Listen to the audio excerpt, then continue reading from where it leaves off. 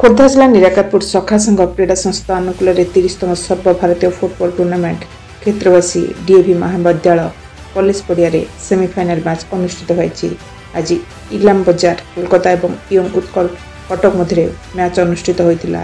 Young Utkal Cuttack 6-1 गोल इलाम बजार कोलकाता को हराई फाइनाल प्रवेश कर।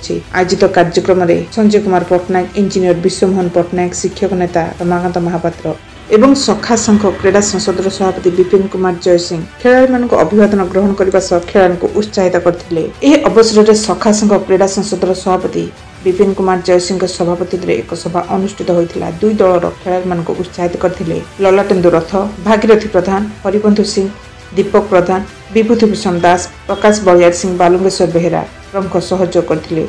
आसंता 15 तारीख शुक्रवार दिन महिला फुटबॉल प्रदर्शनी मैच अनुष्ठित होब एवं 16 तारीख शनिवार दिन यंग उत्कल कटक एवं पॉपुलर क्लब ढेंकानाल मध्य फाइनल मैच अनुष्ठित होब। Nirakarpur बालुंगेश्वर mobile TV.